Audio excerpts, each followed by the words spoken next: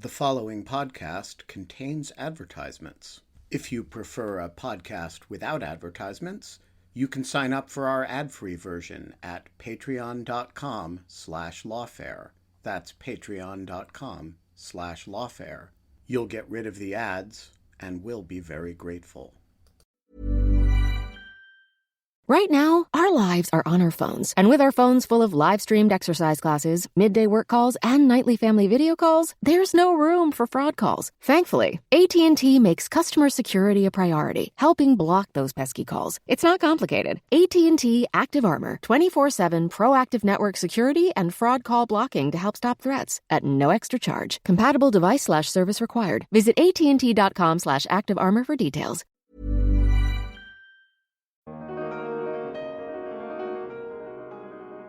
I was the case officer kind of in charge of this individual, and our headquarters was very excited about it, and ultimately what happened is we met him too much. Meetings were too frequent, he was crossing over from enemy lines, and he was caught and he was tortured and executed, and that had a really kind of profound effect on me because ultimately I am responsible. And one of the things in the book that I talk about that kind of that sacred relationship between a case officer and an agent. You could say it's a marriage, it's a romance, but ultimately these are individuals who, particularly in conflict zones, put their lives in our hands. And so, we are not supposed to screw up. And in this case, I did. And so ultimately, what I took from that is I learned from that. I'm Shane Harris, and this is the Lawfare Podcast, September 10th, 2021. Mark Polymeropoulos served for 26 years in the CIA. He joined the agency working on Afghanistan in the 1990s and moved on to operational roles across the Middle East, recruiting spies and hunting terrorists. Later, he became a senior officer responsible for operations in Russia, which, as you'll hear, led to a fateful trip to Moscow that altered the course of his career and his life. Mark has chronicled all this and more in a new book, Clarity in Crisis: Leadership Lessons from the CIA. It's part memoir, part management handbook. I sat down with Mark to talk about his career and to look back at the past 20 years since the 9/11 attacks. He talked about what the CIA got right, what it did wrong, and how he has come to peace with an unexpected sense of betrayal after he developed symptoms of Havana syndrome, a mysterious and debilitating brain injury. It's the Lawfare Podcast, September 10th, 2021. Mark Polymeropoulos on the CIA, 9/11, and Havana syndrome. So Mark, thanks for coming in to talk to us. We're going to talk about your book, Clarity in Crisis. We'll talk about your 26-year career at the CIA, which saw a lot of action, a lot of very interesting places. We'll get into all that. But to start, we're at this moment now where the country and the world really is taking stock of the 20th anniversary of the 9/11 attacks. Talk to us about where you were on 9/11, both your sort of day of experience, but also I want to talk about what that event did to alter the course of your career as an intelligence officer. Sure. And first of all, thanks. It's great to be here. Yeah. On September 11, 2001, actually, I was not in New York City. And when I say this, it assumes that I was working in New York City. So let's just leave it at that. But my wife and I and our young daughter were in the Greek islands. And so we were not in the city at the time. But I'll tell you that my daughter's daycare center, World Trade Center 5, was destroyed. I don't think any of the children actually were hurt. But it just shows how close we were to the events. And I remember talking my way onto one of the first flights that was coming back from Greece. And so we got back, and within several days, I was walking around the wreckage at Ground Zero, and then really much, started, well, not really started, but certainly began a long journey of counterterrorism work. And so I was assigned to the Joint Terrorism Task Force. Right after that, I spoke Arabic. I learned Arabic, previously studying overseas in the Middle East, and so that was just the beginning of almost 20 years, nearly my entire career. Working counterterrorism, although I did so even before that as well. So I was involved in counterterrorism before the events of 9/11, but certainly a very emotional time. I'm going back, this weekend to New York City for the 20th anniversary, some of the remembrance, ceremonies. So I think it's the appropriate place for us to be. I spent a lot of time in Afghanistan, other places over the years. So yeah, there's a lot of kind of internal soul searching, I think, by a lot of us and a lot of pride too on what we accomplished. Was it hard for you when you were away on that day? Was your natural impulse to be like, get back as quickly as possible, get into the fight? Well, particularly since I saw the building where I worked go down. And so, yes, of course, I absolutely. And I remember, we were on the Greek islands, and my father called really upset, and we had no television. We had no idea what was happening. And I immediately, that night we made plans to go back to Athens, and then I was at the Athens airport with my family and, just trying to get the first flight back. Pretty extraordinary. And, there's so many things to think about. But I think if you want to, you can dwell on a lot of the negative. But one of the positive things that I hope people don't forget is, I was living in New York City at the time, and we were there for a couple of years after. How New Yorkers came together is extraordinary. And there's a lot of public figures who really did some amazing things. Rudy Giuliani, the mayor of New York, extraordinary. Different time in his life. Different time in his life. George W. Bush coming down, just incredible leadership. But ultimately, I remember, and I remember this clearly. I lived on the Upper East Side, and there was a pizza shop owned by an Egyptian. And, and again, my wife and I can talk about this now because my wife is retired, but my wife and I both worked at the agency and both were Middle East operations officers, experts. And so I was really worried about this Muslim Egyptian, that there would be a reaction against him. And I walked in there, soon after when we got back, and it was totally opposite. People really embraced him. And I know that's this, I'm not sounding, maybe I'm sounding a bit naive on here, but there really was this incredible feeling of unity in New York City. And I'll never forget that. And, you can argue that, times have changed, but I grew up in New Jersey, so I'm not a native New Yorker, but I really, my daughter was born there, and I was there, certainly after the events of 9/11. It plays very close to my heart, but I think I have a lot of pride in how New Yorkers reacted. So what was it like being in counterterrorism before 9/11? Because, Sure. That was not necessarily the hot spot to be in Right. the CIA. You probably joined the agency thinking, I'm going to go fight the Russians and the Soviets. So what was that like? No, this is, and I'll tell you, it's, I joined the agency in 1993, January of 93. Yeah.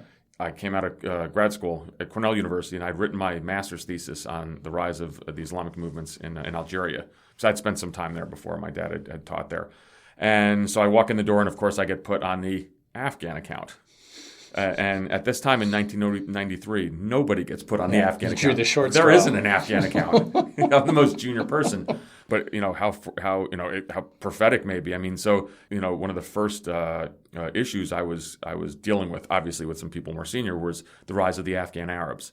And these were folks from Arab nations across the Middle East who came to Afghanistan to fight the Soviet Union. They were, with the Mujahideen, but they were their own separate units, maybe 10,000 in number, and they were really radicalized. And there was a lot of worry in the early 90s that they were going back, fueling some of the Islamic movements around the region. And of course, one of the people who was on our radar was a young man named Osama bin Laden.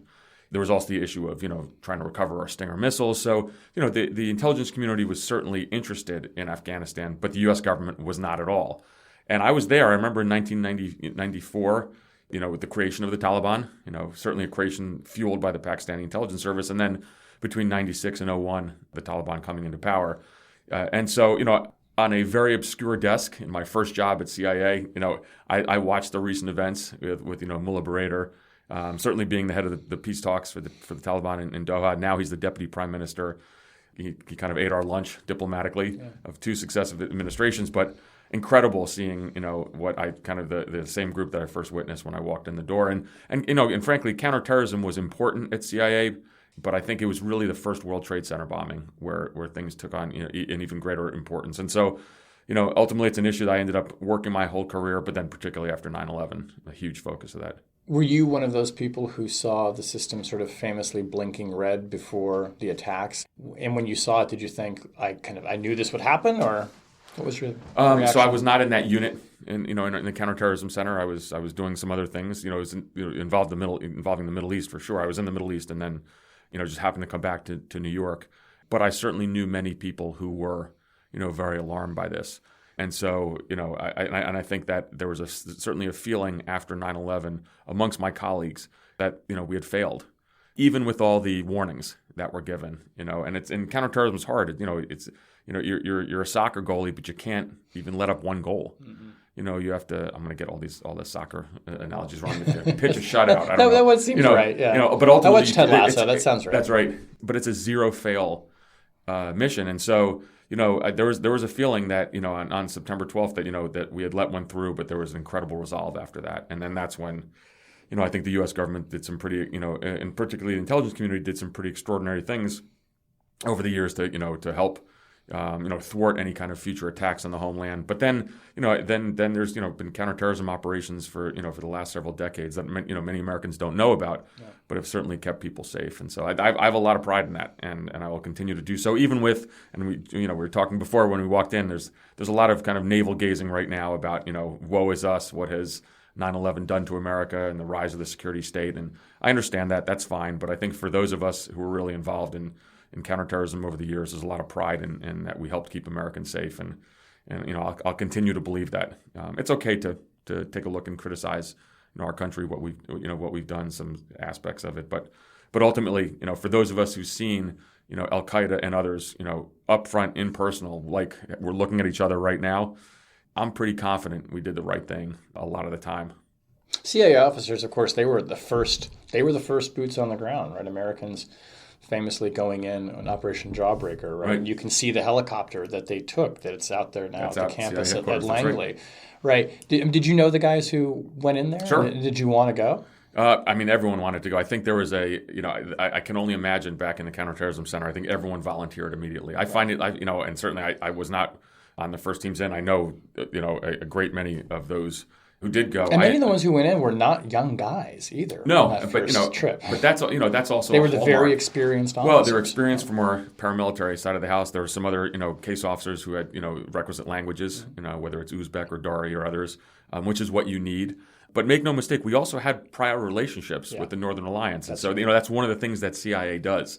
I try to make a compelling argument that we never come home. So the idea of the withdrawal from Afghanistan, well, we're a forward-facing unit, and so we do have folks who maintain ties around the world. But ultimately, I got to Afghanistan my first time in March of 2002. So certainly not in one of the first teams, but I did early end up, on, yeah. and we all begged and pleaded to go. I mean, this was we just felt that it was our duty. I ended up going to Kandahar, probably woefully unprepared, but really just I felt it was the right thing to do, and I think we certainly did some good, and ultimately I think there's tremendous pride in CIA that we were the first boots on the ground. I mean, there's just no question about that. Donald Rumsfeld, I think has in his memoirs and his talks, even in some of the accounts, I think there's bitterness at within the U.S. military that CIA was there first, and so I think there's a little bit of these God bless my brothers and sisters in the U.S. military, but the fact that we were there first, there's some pride in that. Yeah, and there's always a friendly rivalry, right? Oh yeah. Well, we'll talk more about Afghanistan, sure. But let's talk more about the book now. So, Clarity in Crisis: Leadership Lessons from the CIA. I'm curious why, rather than write just a straight memoir of your experience, you wanted to do that, but sort of wrap it in with a book that is basically about management and leadership in a large organization, right? If you strip out the stories of you running around the Middle East and recruiting agents, and we'll talk about that, and that they're in the book, it reads like a book that you could give somebody who is going to work for Intel or General Electric or wherever. So why did you decide to take that approach rather than just write, Mark Polymeropoulos, my life as a CIA officer? Well, first of all, I don't think my career was all that remarkable. I mean, and I Why say not? that. No, I say it because there's just as many folks like myself who've done just as many great things, and then failed a lot along the way as well. I mean, I think ultimately I wanted to write a book on leadership because that's what I really liked at the end of my career. So the best part of my job was as a street case officer, an operations officer. That's where you spot assess, develop, recruit, and then handle agents, spies. Right. Yep. When you get kind of senior, you don't do that as much. And so the great part of my career was, early on, but in the last, 5-6 years, you get promoted to jobs. And I had some senior jobs at the end of my career, including, my last one, which was quite senior. And so you're doing, bureaucracy and process and personnel and management issues. But the part that I still was able to do was some of the mentoring, some of the leadership piece. And then, and I really did decide to write the book when I did kind of realize that, hey, I'm really good at this, but only now. So I was not a good leader for a lot of my career, and I think a lot of my old colleagues would probably agree. And I learned, from failing a lot. Right. I think, in the book, I hope it comes out, kind of one of the key concepts I talk about is humility. But ultimately, I learned a leadership style that really served me well, but it was only based on all the experience that I gained. And one thing CIA does not do well is leadership training. So I learned it all. And, in the U.S. military, if you retire as a colonel, you probably spent 2 years at least, going to leadership schools. At CIA, I think we have, 1 week every several years. And so it's not enough every couple of years. But ultimately, there was a seminal moment, and I talk about it in the book. It's actually the last principle, where we were running a counterterrorism operation in which there was a senior high-value target. And I was actually back at our headquarters, but it was a unit in the field that I had led before. And there was a lot of uncertainty. And ultimately, we wanted to, we had a target. And by the way, all this has been cleared already. Right. You're not saying anything that the CIA doesn't know you're going to say. The target was cleared for either kill or capture mission by us, the U.S. military, et cetera. But it was someone who was really responsible for the deaths of a lot of Americans. And ultimately, there was a lot of uncertainty at CIA headquarters if we should go through with this. But as I sat there, in kind of on what we call the floor, in an operational area where there were a lot of senior CIA officers around who had to make these decisions, it was pretty clear to me what had to be done, because I knew the team who was on the ground. This was my previous team. I knew the agents, the Afghans that we recruited who were helping us, put this individual, quote, on the X. My team had been through a lot of adversity before. I had trained them well. We had developed this really close-knit unit. And so when it came time to someone kind of wandered over to me as I was sitting watching and said, Mark, you're the last boss over there. I know you're not in charge now, but what do you think? And I said, 100% do it. And a very senior officer said, if you're wrong, it's your career. And I said, that's fine. And afterwards, people around me, they were like, holy crap. Like, you really? You sure about that? And I said, actually, yeah. And it worked. And so the operation was successful. But that's when I thought to myself, you know what? I think I have something here.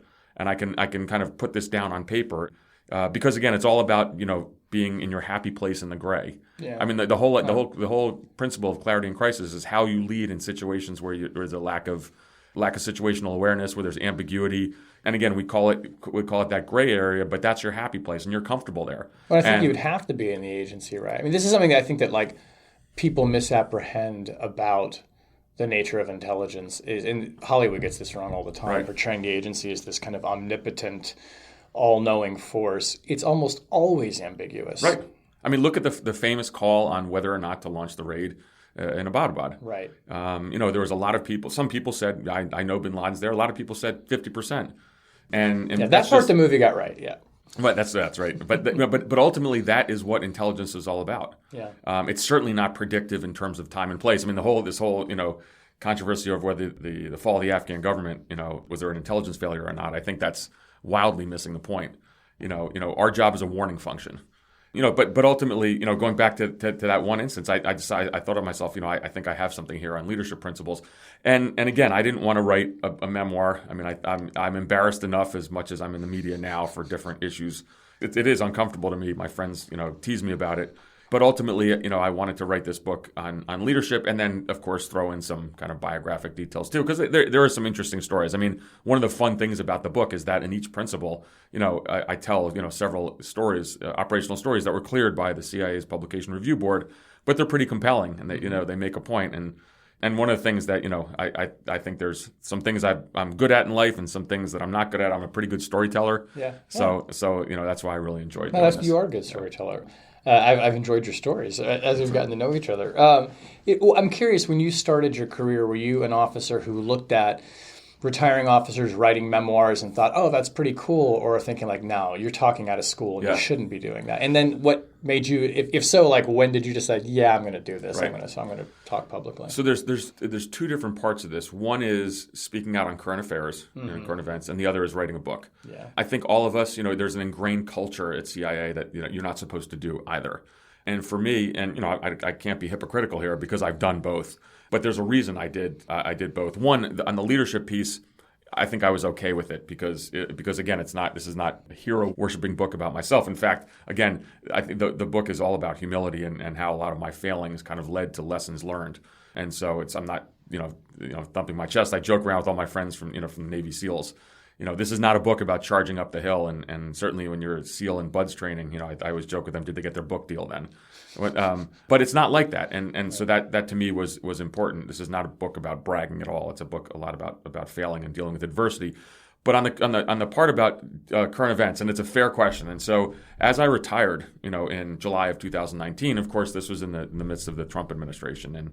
And when you're inside the CIA, of course, we are totally apolitical. But I retired, and there were a lot of things that bothered me, particularly former President Trump's attacks on the intelligence community. So I thought to myself, maybe I want to be one of those, few CIA officers who talk about this, because I'm not talking about policy.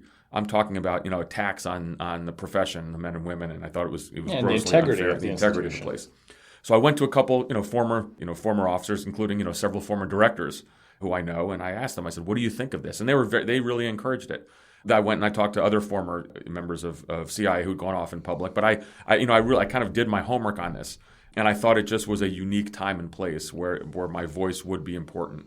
And it's turned out it's something that I've enjoyed doing. I certainly am more comfortable now. I look back at some of the first, either whether it's a podcast like this or TV hits, and I kind of cringe. I don't want to look at that, but you get more comfortable. I think we probably talked about this too. You get more comfortable in front of the camera. Well, it takes time. It's unnatural. It's a presentational way of speaking that is not how people normally talk to one another when they go on TV. But I did this, and this is my really kind of my pure kind of reasoning for it, is that I really do believe that CIA is an indispensable institution, and of course there's warts.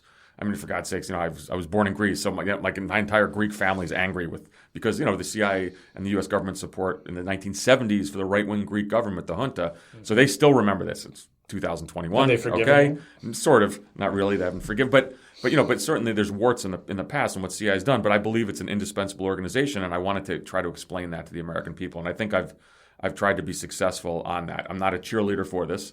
For the organization, but oftentimes we're blamed for a lot of things that I feel that was not just. So I think it's important to have that voice, and most times I'm credible, so not always. Often you're always highly quotable. It's highly quotable, but the worst thing is the Twitter, where you can shoot something out, and then afterwards you're like, oh God, why did I do that? Do you get into Twitter scrapes that you regret? All the time. I was late today because I was arguing with people on Twitter, Because, again, there's all this kind of questioning about the entire 20-year war on terrorism, and I took offense to some of that, and, of course, I ended up being late. So. Yeah. Well, that's all right. That's free speech. But that must be kind of, in a way, I don't know, is it liberating? Because you have to spend your entire career, in complete secrecy. Yeah. Probably not telling many members of your family what you actually do for a living. Mm-hmm. Now that's all out there, and you can debate people in real time on the internet. Obviously you find it pretty compelling because you do a lot of it. But how much do you ever just find yourself saying what a complete opposite culture this is from the one I worked in? No, so when you join CIA, you do so knowing full well that you can't respond, and that our successes are going to be in the shadows, and our failures will be thrown all over the front page of every newspaper, including yours. Including ours. And so, but that's just part of the whole deal. But I do think it's important to have those former officers who are willing to say something every now and then. So and to call it like they see it. And so one of the really interesting times for me, even since retirement, is the last several weeks with the Afghan withdrawal. I made no secret of my support during the last election for President Biden. I sent out pictures. I interned for him, between when I graduated from Cornell, and so I was very supportive of him. Yet over the last 2 weeks, I've been quite vocal and voicing my opinion how I think they've really botched this Afghan withdrawal. In fact, the entirety of it. I believe we should have left a residual force. I think probably some people in the administration are annoyed at that, but I have to call it the way I see it, and I think I would lose credibility if I didn't. And so, I want this administration to succeed, but I think they made a pretty colossal mistakes, many of them, with this withdrawal. So you have to be honest. And so I think that's, I think for those of us, who are former intelligence officers who speak out, you can certainly have your political leanings one way or the other. And I chose to kind of indicate, where I am on that, but it doesn't mean you can't criticize an administration who you support. And I think, that's talking about Twitter fights. I think a lot of people were upset with me on that. My parents were upset with me. Really? My dad was like, "Would you stop going on Fox News?"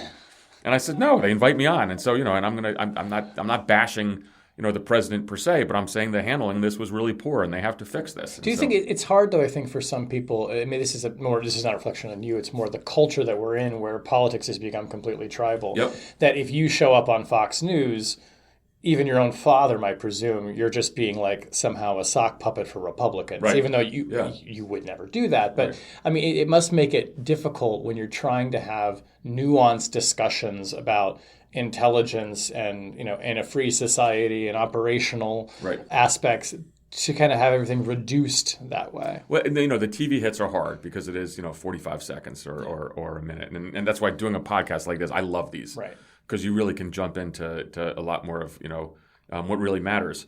But that's where we are in the media. Yeah. But I think it would be a mistake. I mean, I also sat back and watched for years, frankly, Congressman Swalwell on Fox. I thought that was fantastic what he did. He had the guts to go there and kind of debate the other side. Now, I don't have a one side or another. I mean, I talk about foreign policy and national security issues. Even if I made it known, it was pretty well known that I supported President Biden, but I also voted for George W. Bush in the past. So I'm all over the place, just like I think a lot of national security folks are, we really are in the middle.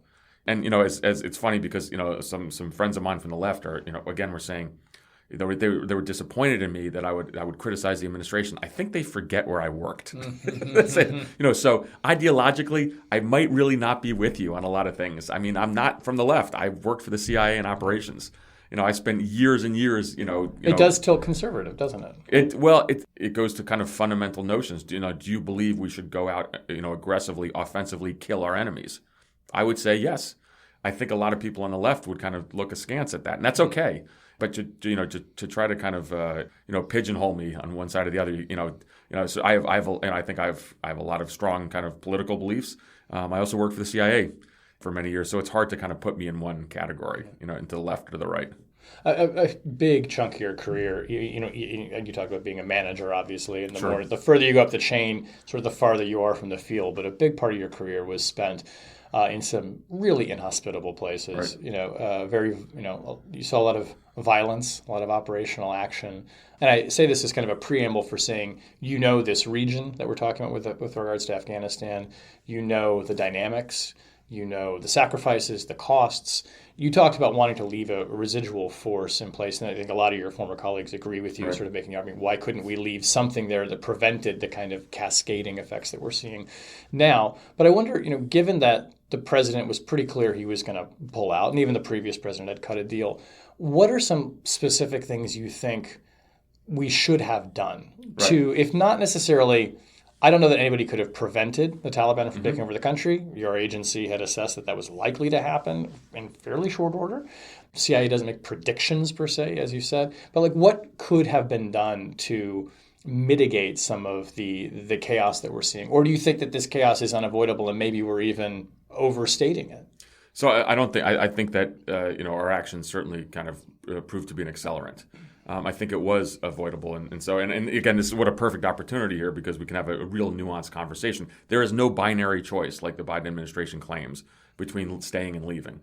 And so what I would have argued for was, well, first of all, the Doha Agreement, the Taliban were in violation of that. This is the one that President Trump... This is the one President Trump and Zal Khalilzad, the special representative, negotiated, which was going to lead to the U.S. withdrawal, but it was conditions-based, and the Taliban were violating those conditions. So the Biden administration, quite surprisingly, against everything else they were doing with other agreements that the Trump administration either pulled out of or, they said they were actually going to kind of move forward with this. I think that surprised a lot of people. We could have said the Taliban are in violation back in the negotiating table. And one of them being that they hadn't forsworn terrorism. Al-Qaeda. Yep, Al-Qaeda. And so ultimately you'd get back into a negotiating strategy in which ultimately there would have been, this is my view, there would have been, kind of protracted negotiations, with over several years in which you'd have some kind of transitional government, but the old Afghan government would still be involved in some fashion. This is going to be messy. There's going to be violence, sure. But here's what you do still have. You still have a U.S. embassy there. Mm-hmm. We don't have that.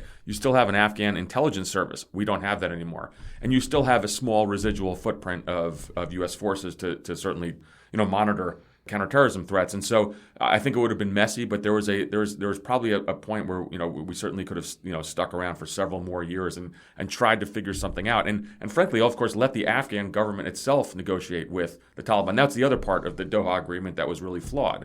This was the United States negotiating with the Taliban outside of the Afghan government. So I think that there could have been much smarter choices, and these were choices. I think that actually there was almost unanimity in the national security apparatus in suggesting to President Biden, but he had made his mind up. Okay, so let's say we were going to withdraw. So that's number one. Number two would be, how do we do this? Well, it seems to me, and again I'm on the outside, that the U.S. military said, okay, we're out, and they just picked up and essentially left. The State Department sitting there looking around saying, we want to try to keep the embassy. Meanwhile, you have the whole issue, which for many veterans groups for months were screaming about the SIVs, the special immigrant visa status holders. These were tens of thousands of Afghans who we really owe, morally, to get them out. Now they're stuck. And then finally, what I think was a big mistake is when the administration started, in essence, gaslighting the Afghan government and military, who, frankly, as survivors, and this is what they do for 3 decades, the way Afghan when there's transitions in Afghanistan is based on people switching sides. They saw the writing on the wall. Clearly, the military and the Afghan military and the government dissolved. But I thought that the Biden administration and their gaslighting proved to be the accelerant. And so there was just so many policy choices that I think were made in error. And it's okay to criticize that. I think in the after action, it's going to be very interesting to see. And there will be one because there's already Congress is certainly interested. How much was the intelligence community really listened to? I get a sense that, and this is from, not my friends inside telling me, but knowing the deep bench that we had and the expertise, I get a sense that a lot of the intelligence community assessments, briefings, et cetera, probably were not listened to. And I think that's where, unfortunately, led to the kind of the state we're at now. Do you think it was a mistake to announce in advance a date for withdrawal? Well, you can make a very strong argument that was not smart. It's basically you're kind of announcing the end. And just giving kind of the Taliban a target date to kind of hold on to. But even if you do that, it's a condition-based agreement, and the Taliban violated those conditions, yet we stuck with it. I think, there's going to be, many, graduate level or not even graduate level, high school classes on diplomacy that are taught on how poor we acted on this. And it's just something that I think none of us can really understand. I do think this is a dark stain on U.S. diplomacy. And most importantly, we are where we are now. So, how do we get out of this? I mean, I think it is fair to kind of say, okay, this happened. This was really poorly done, but we need to kind of dig ourselves out of this. And that's the next step. You trust podcast hosts like me for a lot of things, for the content you consume, for the news, even for information about national security and law. But you shouldn't have to trust us about sleep, which impacts your life very directly. So if you're looking for ways to improve your sleep this fall, don't just take it from me. You should also trust the more than 2 million happy sleepers who are currently sleeping on a Nectar mattress. There are tens of thousands of reviews from real people who sleep on Nectar mattresses that you can read. Nectar is an incredible value for a quality product. A mattress this well-engineered and comfortable should cost hundreds of dollars more, but Nectar prices start at just $499. Join the more than 2 million happy sleepers who sleep on a Nectar with its award-winning layers of comfort and premium memory foam mattress that hugs your body and keeps you cool. Nectar is currently running its biggest offer ever, $399 in accessories. Visit nectarsleep.com to get your new mattress today. You get a 365-night home trial, plus forever warranty, plus free shipping and returns. Shop from the convenience of your own home. Go to nectarsleep.com. That's nectarsleep.com. What's the likelihood, do you think, that Al-Qaeda could reconstitute itself inside Afghanistan? So I think, you can't talk in hyperbole and say it's going to happen tomorrow. I saw certain senators out there, I think it was, so it's right, like today we are not at risk for a 9/11 style attack. But it is entirely appropriate to worry, as someone who did counterterrorism for a long time, that the conditions are ripe for, and I wouldn't even say Al-Qaeda to reconstitute. They were there already. I would say just strengthen again. There's 5,000 to 7,000, hardcore, extremists who were let out of prison right outside of Bagram Air Base, the Par 1 prison. And so, so ultimately their bench is now strengthened. Certainly there's ungoverned spaces, and you have, in essence, a terrorist entity in charge with a deep affinity for Al-Qaeda. I mean, the Al Qaeda leader Ayman Zawahiri, pledged allegiance in 2016 to the current Taliban emir. And so, Siraj Haqqani is the Minister of Interior. He is the son of the founding member of the Haqqani group, with a $10 million price tag on his head. And so from the United States. So ultimately, I think the conditions are ripe for Al Qaeda, who does have an external focus to plot attacks. We're not saying that the Taliban is going to be doing this, but they certainly, will allow for other extremist groups, other terrorist groups to do so. So I think, what looks like Groundhog Day for a lot of us is that, these are a lot of the conditions that existed before 2001. And so I think there's a lot of, consternation in the intelligence community, particularly when I think there's broad agreement, really amazingly enough, amongst both Republicans or Democrats, that we have to be looking toward China. There's bigger strategic threats. There is a finite number of resources at CIA and other places. I think I'm fairly certain that the thought was to shift those towards Asia. Right. Well, we have a counterterrorism issue again in South Asia, in Afghanistan, and so I think that's unfortunate, and that's where resources are going to have to be allocated. I mean, you talked about the CIA never really coming home, like you're kind of always there. How is the agency going to collect in Afghanistan? I mean, right. You also pointed out there was, I think, a presumption that we would have an embassy. Yep. Normally, our intelligence officers operate out of embassies, and particularly in a hostile place, that becomes even more valuable. Right. So how does the agency do its job under the current conditions? So a country's counterterrorism posture, certainly the United States, and our ability to find terrorists, frankly, is based on what I call it a triad of counterterrorism capabilities. So you have that's human intelligence. You have signals intelligence, intercepts, and then you have ISR, which is intelligence, surveillance, reconnaissance aircraft overhead. And if the conditions are right, which they were previously in Afghanistan, we're really good at that, at monitoring groups, and in fact, if timing is right, taking kinetic action. So let's look what's happened in Afghanistan on this. So, particularly on human intelligence, those are spies. Those are individuals who are going to penetrate terrorist groups. Well, we don't have an embassy anymore.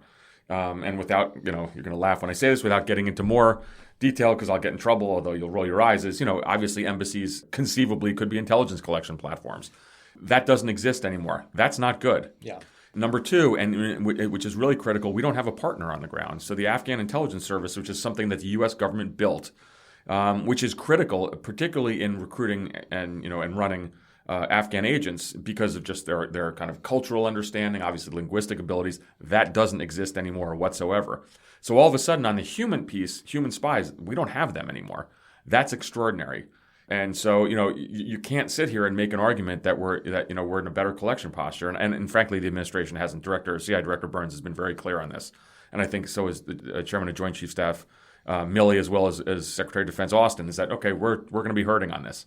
Let's go to the aircraft. Let's go to, the ISR piece. So we had bases in Afghanistan. Well, now, reportedly we're flying ISR missions from the Persian Gulf. That's farther away. Again, it's a finite number of platforms which have to now travel a longer distance, which means, their transit time, their loiter time, everything gets affected. And so again, this is it just makes it harder. Is it impossible? No. And certainly, we can try. And then the last piece, and make no mistake on the ISR piece, we have to overfly other countries. Mm-hmm. Other countries have to give us rights to do so. Given where we are in 2021 now and our relationships, whether it's Central Asian countries, which now certainly have the dominance from Moscow, or the government of Pakistan, which we don't have great relations with, gaining those rights to fly over for ISR, I think, is going to be much harder. There was a lot more sympathy after 9/11 from countries. Certainly, the Pakistanis didn't have a leg to stand on, and so I think we're in a tougher position now. I mean, I often think about, and we've talked about this before, I think, weirdly, being a journalist and being a case officer are very similar kind of disciplines, right? Yeah. You have to get sources, you have to verify information. Right. Everything, though, that you do depends on access to your sources. And what you're describing here is one in which one leg of that triad has been, effectively eliminated. Presumably there may be some residual source networks in Afghanistan, but managing them is a tactile endeavor. Right? You need to be with the people that you're trying to recruit. And I wonder, do you think that, presumably some human function will try to continue? Right.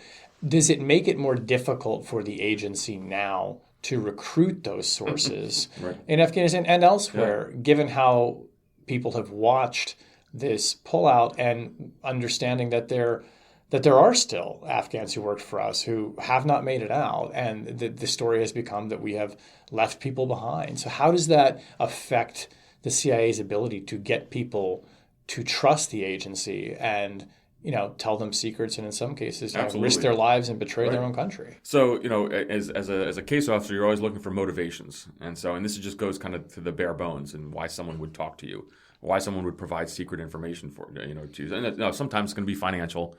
Sometimes it's ideological, but many times, particularly in conflict zones, they're going to side with certainly with an entity that they think is going to win, but also that's going to uphold its word. And I think that's where we're going to have a lot of problems now because, the Afghans should be, in essence, bitter. One of the things that we did in Afghanistan, and I know everyone hates this idea of talking about nation building. But can you imagine if you are a teenager in Kabul right now? You actually don't know. You wouldn't remember. You weren't alive when the Taliban was in power. But what do you know? You know that you have a cell phone. You know that there's girls in school. You know that there's opportunity. And despite the rampant corruption of the Afghan government, all of a sudden, all of that is taken away from you. We're a medieval death cult. And that's what the Taliban are. And by the way, this new Taliban government is not Taliban 2.0. But a medieval death cult is now in power, is going to take away all those freedoms. So I would, in my view, I think the problem will be not only will these Afghans of course, have a hatred for the Taliban, they're going to have a lot of bitterness towards the United States. Because, when you give someone something and then take it away, it's almost as if you never should have given it to them in the first place. Right. And so I think we're going to have a harder time, recruiting agents, worldwide. Look, one of the things that my job was as a CIA officer was, particularly as I served in conflict zones, is I would go into countries, into places like I did in Afghanistan, like I did earlier, when I went to live with the Kurds in northern Iraq before the war. This is in, December of 2002. So what we're trying to do is gain partners. The United States track record is not great in upholding those assurances that we gave. And so, I think a lot of people will see this as a betrayal. And so it's going to take a hell of a lot of case officering, amongst CI officers in the future when we do have to go into places. Because I think that on the back of everyone's mind is going to be how we left Afghanistan. You write in the book about your experiences as a case officer. And there's one story in particular you talk about. I believe you were in Iraq and, an agent that you had recruited and managed was killed. Can you talk about that and the effect that had on you, both as just a case officer, but just the personal relationship that you have with that person? So, that's when I talk about one of the principles I talk about is it has to do with adversity. The principle, I'd say adversity is the performance-enhancing drug to success. And but ultimately I say that adversity is really your super fuel on how you grow. So so anyone in any unit, whether it's, in business, private sector, public sector, is going to go through tough times. It's how you respond and learn. And so I tell some kind of, very kind of graphic stories. And in this case, it was a story when, we're up in northern Iraq before the war, and we had recruited an Iraqi who was providing us order of battle information. And I was like, how many tanks, planes? Exactly. So this is something that the Pentagon certainly is interested, of course, back at CIA headquarters. Vital so it's stuff, it's really basic stuff, but it's the disposition of Iraqi units. It's just important. And ultimately, and I was the case officer kind of in charge of this individual, and our headquarters was very excited about it. And ultimately, what happened is we met him too much. Meetings were too frequent. He was crossing over from enemy lines, and he was caught and he was tortured and executed. And that had a really kind of profound effect on me because ultimately I am responsible. And one of the things in the book that I talk about that kind of that sacred relationship between a case officer and an agent. You could say it's a marriage, it's a romance, but ultimately these are individuals who, particularly in conflict zones, put their lives in our hands. And so, we are not supposed to screw up. And in this case, I did. And so ultimately, what I took from that is I learned from that. I learned a lot more about patience, about not kind of bending to kind of political pressure back home. And so ultimately, so it's something where I talk about in the book years later in an operation in Afghanistan. I kind of did things a little differently, where we just executed an operation where I knew that there was a need to get something done. This was tracking a high value target, but we were going to take the time. We're going to do things right. And I always thought back to that operation from Iraq, and it's one of those things. It's as I look back in my career, there's a question you asked before about did I want to write just a memoir, and I didn't because I had a hell of a lot of success and I got a whole bunch of fancy medals in my basement gathering dust, but I had a tremendous amount of failure too. And I've, buried agents and the indigenous personnel. When I was in Afghanistan, the commander of our indigenous unit, he was killed. And I remember pulling him out of a vehicle with blood all over my hands. And then, tragically, I've had colleagues who were killed too in operations that I was involved in. And so there's there's a lot that I'm proud of. There's a lot of things I'm not so proud of where I really screwed up. And so that's the whole essence of that principle about dealing with adversity, because you have to kind of learn from it, and that's how you grow.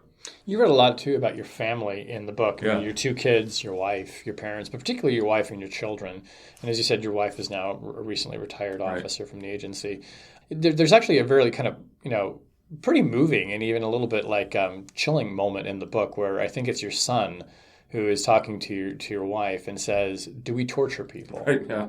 Tell that story. Yeah, so first of all, kids are smart. Yeah. And so how old was he when he asked this? Oh boy, this also must all been in a time. At one point you have to tell your kids what you do. Right. Okay. And so, how do you know when to do that? By the way. Well, you don't know, and when you do tell them, they kind of knew already. I see. And so let's just start with that. They I pay remember attention. when we finally told our kids, both my daughter and both of them are in college now, but this is when they were probably 10 and 12, and they both kind of rolled their eyes and said, "Oh, we knew," and we said, "Well, how?"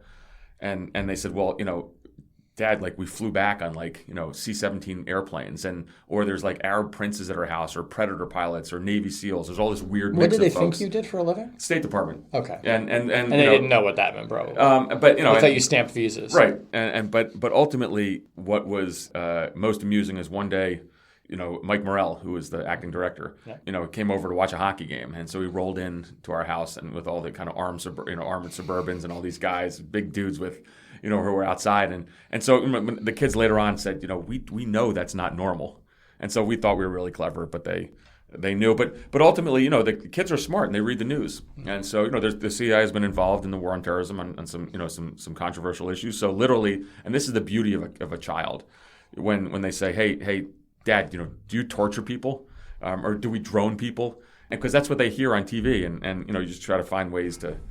I can't remember exactly the joke I had with the drone piece, and I don't want anyone to take this the wrong way. Is I think we said something like how many or something stupid like that, just because you're trying to disarm your child from not being upset about stuff. Right. And with the tortured piece, I think my wife said these are just enhanced interrogation measures, and no, your dad had nothing to do with it. And so it's a way just to kind of you deal with a young child who's asking legitimate questions, and then later on they're both in college, and I've had very deep conversations with them about things that I thought the agency did right and wrong. They can make their own decisions on that. I mean, I think it's important for them to know the sacrifices that my wife and I made. I spent almost 3 years away from them after 9/11. That's a long time, and I saw a lot of bad things. And when I came back from Iraq, I had really bad PTSD, and ultimately I think by the end of my career I just kind of broke.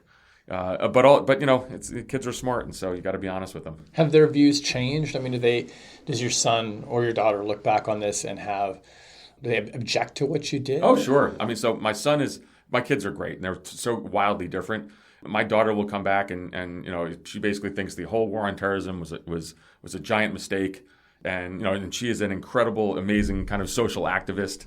And meanwhile, my son, who is probably would be, and he's actually very moderate in his politics, but he's pretty happy with probably some extreme things that the U.S. government could do. And so our dinner table conversations on this totally degenerate, and it's awful. But it's great. But that's what I want. But I don't want to tell them, hey, your dad was perfect, or what the organization he worked for was perfect. They should have their own views on this thing, and that's 100% fine.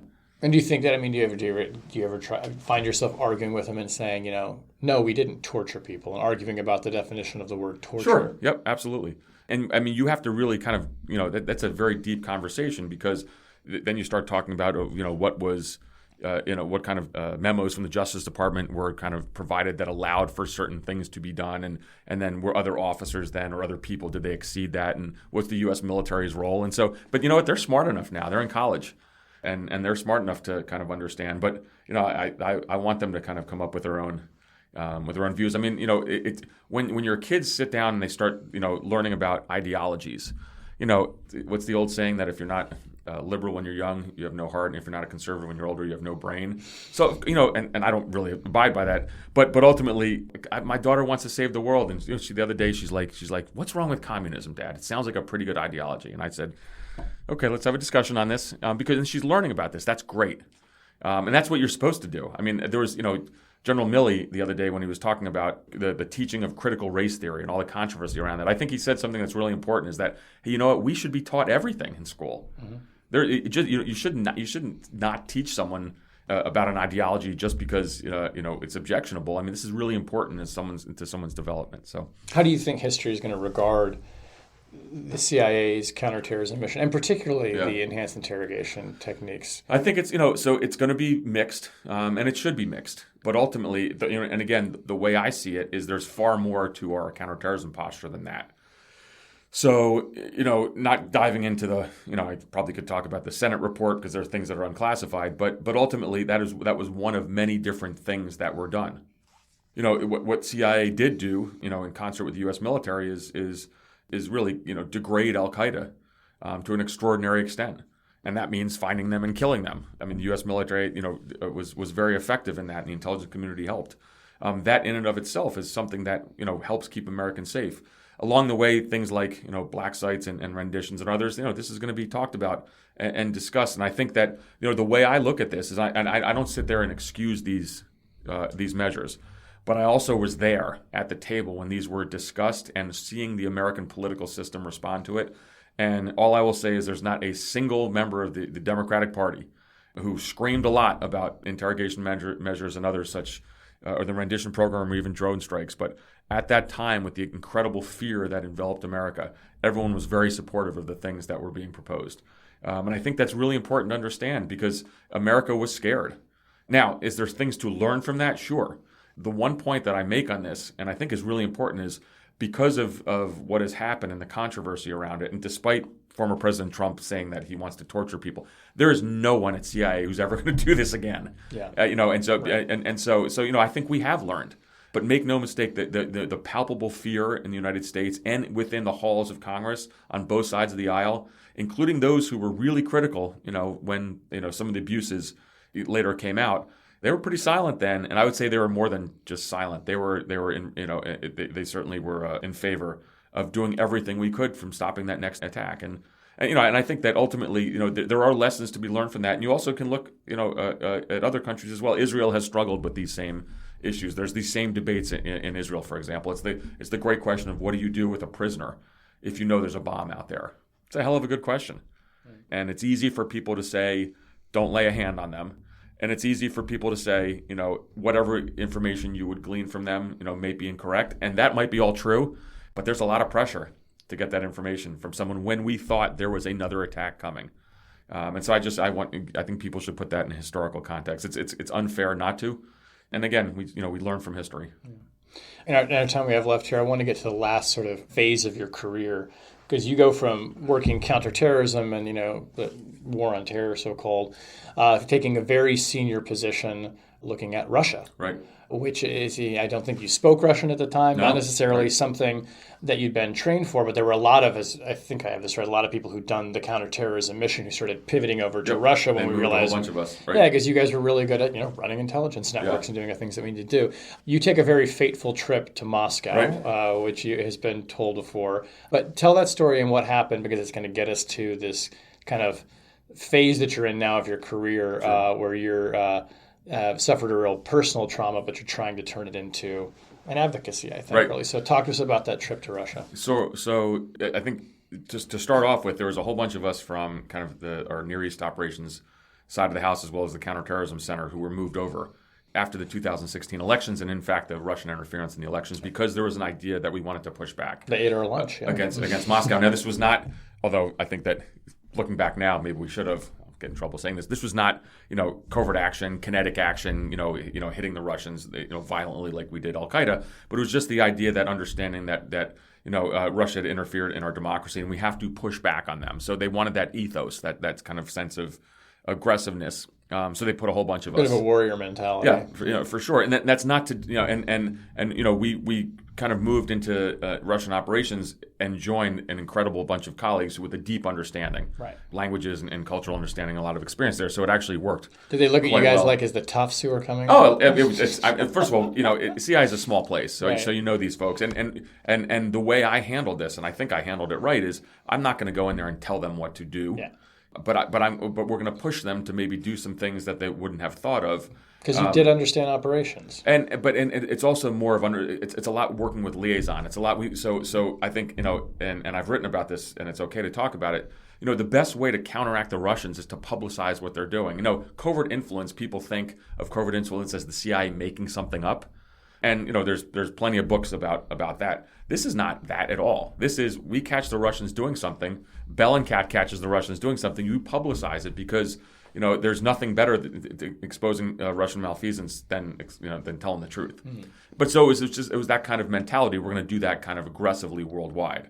And so at the time, I was the deputy operations chief for what's called the Europe and Eurasia Mission Center, which is, in essence, I was the deputy head of clandestine operations, from places, from Dublin to the eastern time zones of Russia. So it's a huge expanse with a lot of responsibility, a lot of personnel. But I'd never been to Russia, so I wanted to take a trip to see the embassy, to see John Huntsman, who is our ambassador there, who really is an extraordinary individual, who'd been our ambassador in Beijing, he'd been governor of Utah, I believe, but really a great American and someone who certainly decided, in kind of other parts of his career rather than in working back in the United States to tackle some really tough overseas assignments. So I wanted to see the ambassador, and I was also there to meet my Russian counterparts, which is, people are surprised about this, but that's normal. In the worst days of the Cold War, we always had, an open channel with, the KGB. So it's the same thing now. And it's always part of this kind of, and I've written about it in your paper as well, in some op-eds, of this idea of a reset with the Russia, let's work counterterrorism. So we all roll our eyes and go try it, and it never works. But anyway, so I was going to go meet with Russian officials.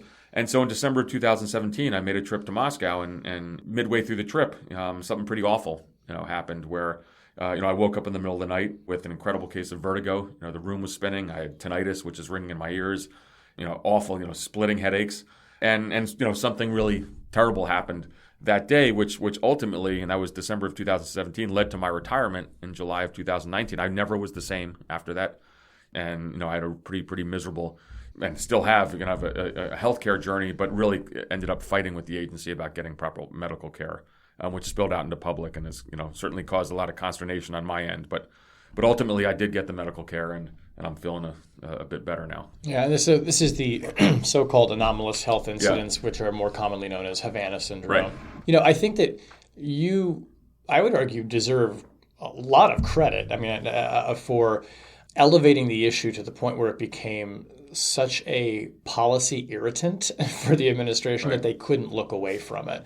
My friend and colleague Julia Yaffe wrote a big piece about you. I think this kind of brought it forward to a lot of people, this question of whether or not the Russians were using microwaves or other technology to injure people remotely. You were really outspoken about the leadership of the agency under Director Gina Haspel. Right.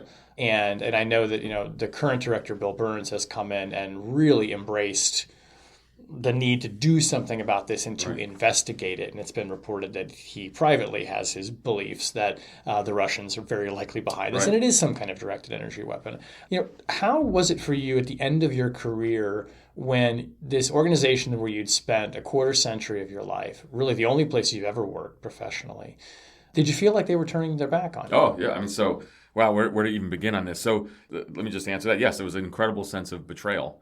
But let me explain what happened. So when I came back, I started a long process of requesting health care, and I was, especially in the beginning, but then all through 2018 where I really started feeling terrible. I mean, I lost my ability to drive. I lost my long distance vision. I had because you didn't plan to retire. No, why would I? I was, and I say this modestly, I was destined to rise higher up. Yeah, you were on the track going up. There's no doubt about that. But ultimately, I was repeatedly asking for them to do things like send me to University of Pennsylvania, where they sent a whole bunch of the Havana victims, and the response from the senior levels of the agency's medical staff was no.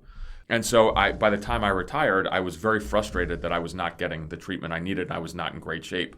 What's interesting is what happened after that is when several of my colleagues started getting hit with this. And one thing that I think it's pretty clear that even when you retire, you're still very close to those who are still inside. So I started learning about multiple colleagues of mine who were injured by this, and so that then you start thinking, and then they got health care. Then they were one of them was actually sent to Walter Reed, which is, when I say Walter Reed, that's the National Intrepid Center of Excellence. It's the U.S. government's leading traumatic brain injury outfit, run by the U.S. Navy, right in here in Bethesda, Maryland, close by. And so I then started reaching back into the agency and saying, hey, I really need to get to Walter Reed. I am not in good shape right here. And the answer was no. And it was very distressing. I then started saying that, look, I really need this care, and if you don't do it, I'm going to go to the press. I actually went and I met with, I can say, one of the top 5 officials at CIA and said, look, I'm going to have to go to the press on this. Please, I don't want anything else. Just get me to Walter Reed. And the answer was no. So I made, the fateful decision to talk to Julia, who is a Russian expert, speaks Russian, born in Russia. And most importantly, had a venue, had GQ magazine to tell the real story. Yeah. And I was long treatment of it. And I was really worried at how I was going to come across because, again, I am not a disgruntled employee. And ultimately, if you go down in my basement, you're going to see all the intelligence medals. I'm one of the most highly decorated officers of my generation. I think some people might not be thrilled with how outspoken I was in the media, but if my reputation there is pretty damn good inside. So ultimately, I went public. But what happened after that was really difficult for me because there was a huge backlash against me, and where a lot of people, there were people, the agency instructed in some fashion instructed my friends not to speak with me anymore. I mean, there's a terrible moral injury there. Ultimately, because of, I think, the intervention of some former directors after the story came out, as well as I hired a lawyer. I hired Mark Zaid to simply communicate with the agency that all I want is to get to Walter Reed. They did send me there just as the administration was changing over. So in January of 2021, I get to finally go to Walter Reed. And then Bill Burns comes and everything changes, to be honest. So, Bill Burns, who I'd known, briefly in the past from overseas service, actually called me. And I'd met with him several times. And he has taken a tremendously different tact because I think fundamentally he agreed with that there was a big leadership fail from the last administration, not when talking about investigating who's doing this, and that's a whole separate issue, but just the simple fact of healthcare. If someone gets injured on your watch, just get them treatment. And it was a mystery to him. It's a mystery to me, and I think a mystery to everybody, why that the former CIA administration did not get us the healthcare that we deserved. That's something that, to this day, I can't explain. I think now people in the agency, a lot of my, my friends are talking to me again. This is a whole kind of separate personal issue because I really did feel betrayed by them, but that's okay. And one of the great things, and certainly at Walter Reed in therapy, you learn about forgiveness. Yeah. And so, I'm feeling much better. I have a much better relationship with the agency. But make no mistake, and this, and I'll conclude. I'm talking a lot here on this, but a former lawyer at CIA gave me the best advice anyone ever gave for retirees. He said, "Look, when you leave CIA, you are getting divorced. You can't hang on. So you can choose 2 paths. You can have a really nasty divorce." And he said, "Mark, you kind of had that.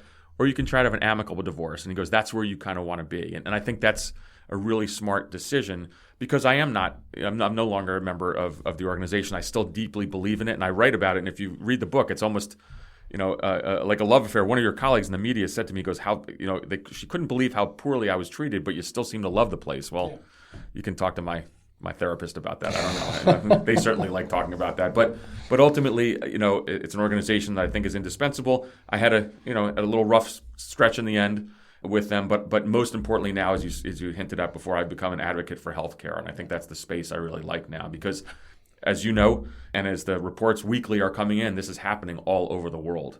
And so I'll leave it to the great operations officers and targeters and analysts to find out who the hell's doing this. But on the healthcare side, I can still kind of publicly push that to make sure that anytime someone's injured, they get immediate health care. And my understanding in talking to Director Burns, and certainly from friends inside, is that's the case. And you feel better. I do. NICO, Walter Reed gave me 2 things. It gave me tools, and it gave me hope. And that hope piece is actually really important because I didn't have that. When I went public with that article with Julia, I had lost all hope. And I'll tell you, when I got to Walter Reed in January of 2021, and I still have a damn headache. My headaches haven't gone away, but I was not feeling great. But the anxiety that I had developed because of this kind of public battle with the agency, that I think the doctors were really concerned about that. And so, I don't have that anymore. And there's nothing like going to a place where you're sitting with a whole bunch of Navy SEALs and Green Berets and doing yoga every morning or meditation or deep breathing exercises. So those are the things in terms of wellness that Walter Reed really treats TBI victims. And let me just say one more thing. I was diagnosed with a traumatic brain injury. Yeah. I have a formal diagnosis of a TBI based on an external exposure event. That's something that when I looked at it, I literally cried when I saw that because the agency had refused to believe that for so long. these are the world's leading doctors on this, and I think that's, we've come a long way on it. And so, I still go back there every week. I have a lot of love for those folks there because they really help me. Well, Mark, it sounds like it's been a fascinating career. It's probably not exactly where you thought you'd end up being, doing yoga and treating a brain injury or talking publicly about it. But just as a journalist, I've always been grateful for your time and your candor. And thanks for coming on the podcast today to talk about your book. Thanks so much. Appreciate it. Thank you. The Lawfare podcast is produced in cooperation with the Brookings Institution. Please rate and share the podcast, tell your friends, push it out on social media, go to the Lawfare store, buy merch. You can probably get some old Rational Security tumblers while you're at it. And if you want to support Lawfare on Patreon, please go out there and give. This episode is edited and produced by Jen Patia Howell. Karen Schillen was today's audio engineer at the studios of Goat Rodeo. And Sophia Yan, as always, performed our music. I'm Shane Harris. Thanks for listening.